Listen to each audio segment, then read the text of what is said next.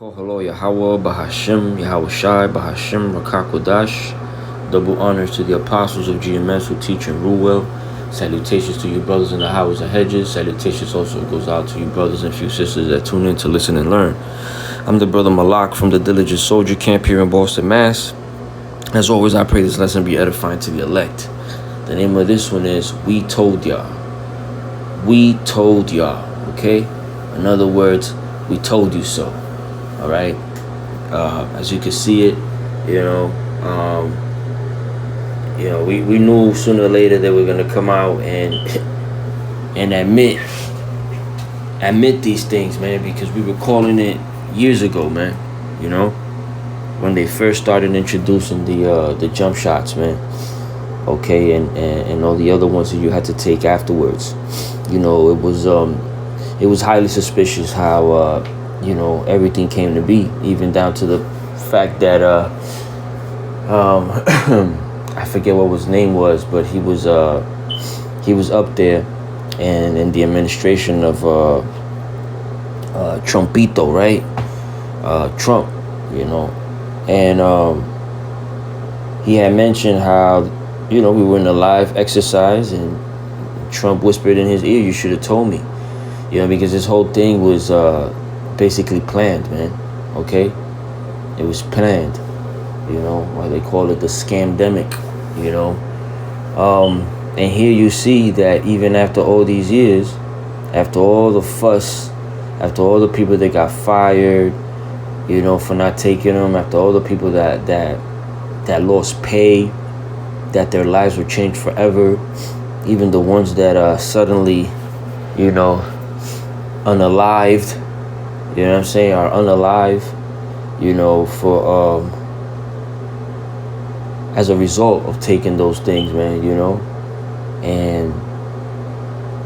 and here it is, man, as of late, the CDC now advises people to treat the CVID just like they would treat the flu, okay? And in Yahoo News, a media site, Yahoo's the site, but they have a section called The Hill, and it says CDC ending 5-day CVID isolation guidance, right? Because at the beginning of all this, they started putting guidelines down. Every other day there was a new one, right? From the 6 feet apart to the covering your mouth, to if you actually got it, you couldn't see your family. Many people have tragic stories, man, of how they didn't even get to see their parents before they passed, whether it be a grandparent or, a younger father or mother. It was just all around hell, man, And we called it. We told people, man, that, just that there was other people saying it too, right? That weren't in the truth. But for the most part, man, we knew that we shouldn't have got it, right? Because the scriptures clearly tell us to make no markings in your flesh, okay? And we practicing these righteous acts, man, the best we can, and we have the option not to take that, not to make those markings, man, and we did so, okay? I mean, by that I mean we follow the laws of the Lord, man, where He said not to do it, and we executed that, right? Through the power of Yahweh Bahashim Yahweh Shai. And there was brothers that got sick here and there, man, but I mean, look what they're calling it now, man, after all this BS, man. They're liking it or equating it's as equal as the flu. You know what I'm saying? So, and we were saying this back then, but people were taking it. People just, they didn't want to take heed. It was calling people conspiracy theorists, when in reality, all that really means is, people that make an observation and into things that the government don't want you to really be observing, and thinking critically of it, and especially spreading awareness. That's all that means, man. Okay.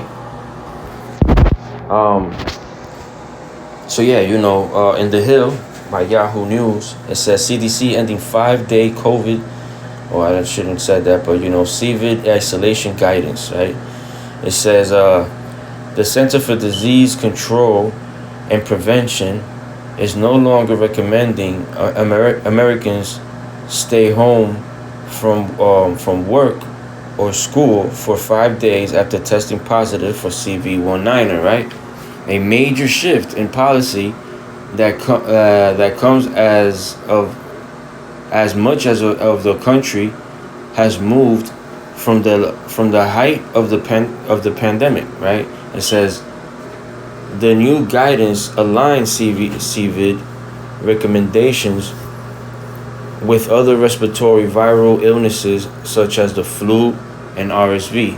Okay, so here it is. They're admitting that's all it is, man. Because if it was that serious, man, the way that they were painting it, the way that they were like, selling it to the people early on. If you get it, you're not gonna. If you take this, you're not gonna get this no more.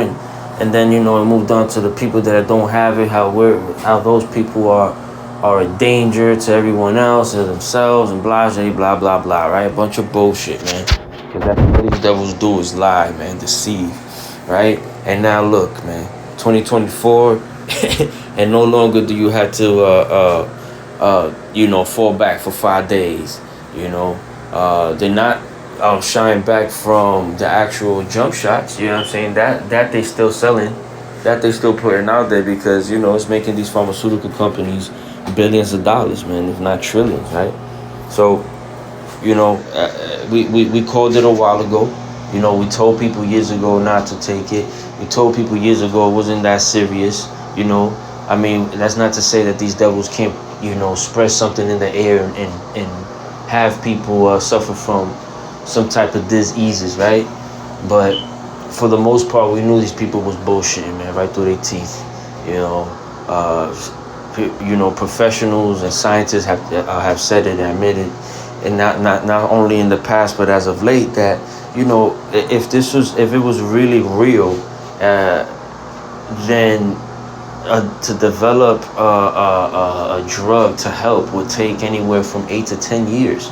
Okay, these people called the demic, and green lighted that shit, and then not even a year later already had the so-called jump shots for it, man. Okay, which should have been a huge red flags for people, man. But people did not take heed, man. People just don't, critically think for themselves, man. Right? These people make up a boogeyman, and people fear, and the government is able to control the minds and manipulate people, man. Man. But we here in the truth, man. Starting with our apostles on down, man, through the spirit of Yahweh Bahashim Yahushua, we saw right through this bullshit. Okay, so I just got a few scriptures. I'll get right to the point. The first one I want to bring out is the book of Sirach, okay, chapter 12, and we're gonna go through a few scriptures here. This is verse 10 through 11. It says, "Never, never, never trust thine enemy." Okay, there's not just one time that you trust them. You know what I mean? None of that, man. You never ever trust thine enemy. Okay, for like as iron rusteth, so is his wickedness. Though he humble himself and go crouching, yet take good heed and beware of him. Okay, it don't matter how much they try to speak softly to you, try to sound and sincere and try to act like they care, like they have your best interest. You never trust these bastards, man. Okay. Though he humble himself and go crouching, yet take good heed and beware of him. And thou shalt be unto him as if thou hadst wiped a looking glass, and thou shalt know that his rust has not been altogether wiped away. Okay, it don't matter how these people polish up, how they talk, how they carry themselves. These are the devil. These are the devils that the Bible speak of, man. Okay, so-called white people, man. You Caucasians, man. You Edomites, man, as you're known in the Bible. All right, we're gonna jump down, skip over to 13. It says, "Who will pity a charmer that is bitten with a serpent, or any such come nigh wild beasts?" All right, who's gonna pity somebody that you done told over and over and over again not to play with a serpent, not to play with, you know, a snake, not to play with wild animals, man, that you just can't tame. Okay, who's gonna pity that person after all those warnings, and then they finally get bit, right? Finally, take the juice and get sick off of it, or have loved ones that got sick off of it, man. Because we know that shit is a ticking time bomb, man. You know, these people are already coming out saying that if the first demic didn't catch your attention, this next one is definitely gonna catch it, man. And they talk about how more people are gonna drop, okay? Way more, a significant amount, all right? Well, you're basically gonna be walking over bodies, man, all right? Let's continue in verse 13. It says, who will pity a charmer that is bitten with a serpent, or any such as come nigh wild beasts? So one that goeth to a sinner and is defiled with him is in his sins, who will pity? All right, if you walk with crooked people, man, you're gonna be crooked yourself. All right, you go to the white man, you know, for to seek some type of help, and he deceives you, man. Nobody's gonna pity you for that. At least none of us hearing the truth, man. You deserve this shit, you know. And we all got loved ones, man, that we don't want to see get hurt, which is why we pray for them, right? But you know, ultimately, at the end of the day, the Lord is gonna decide who He wounds, man, and who He keeps healed, man. Okay, that's just the bottom line with that, man.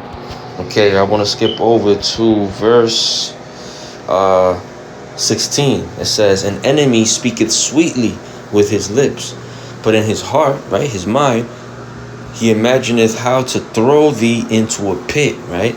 And many of our people and his own people were, and all these other nations that are here in Babylon, right, were thrown into that pit, man, into that confusion, man, that hole of confusion.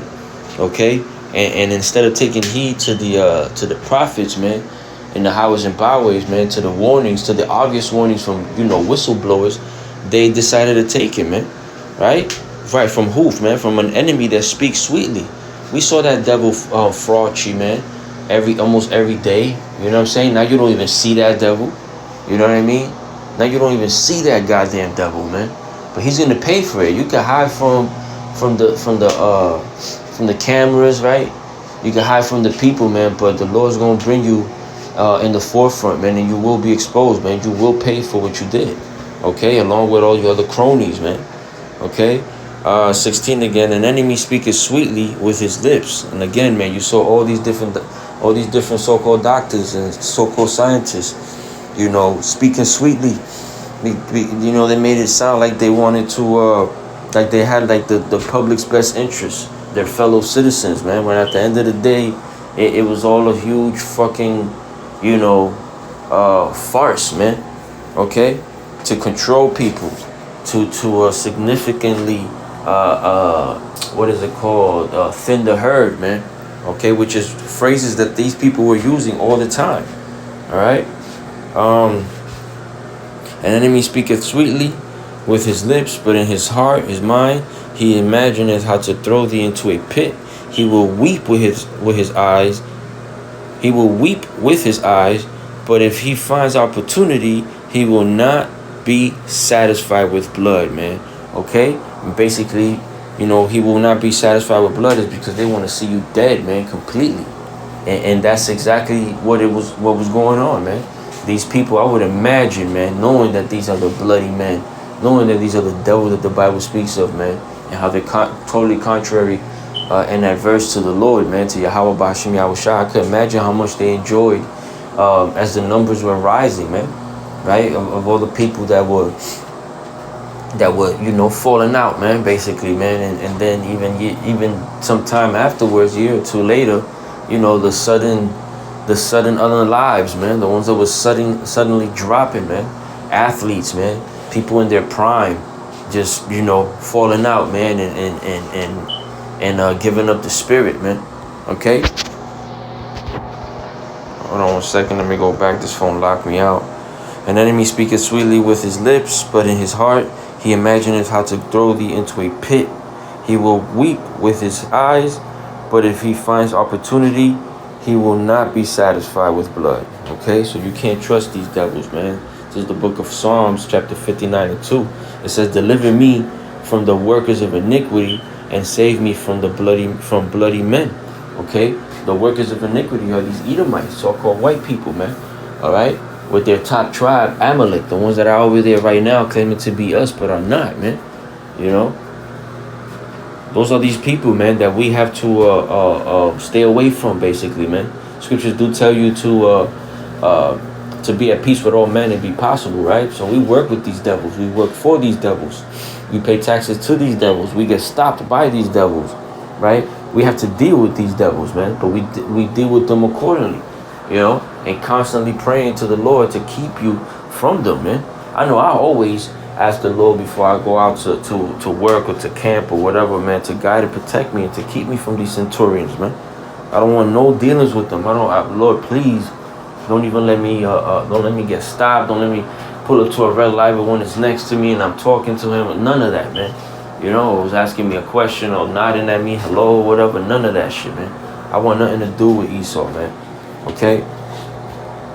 But you people, you know, we told y'all, man, and y'all went and made covenants with these people, man. You know what I'm saying? And let this man, let this serpent sting you with his poison, man. So why should we pity you, man? Now that you finally realized it. Now that they're finally throwing it in your face too, that you don't have to. Because here it is, they made all you suckers, man. And I'm talking about the ones that took the jabs, man. It is what it is, man. They took y'all for suckers, man.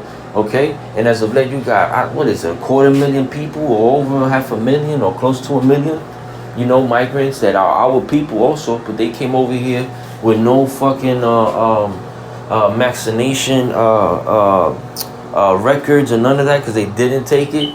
And now all of a sudden, you know, hey man, come on, man. Now all of a sudden you don't hear about the what's it called?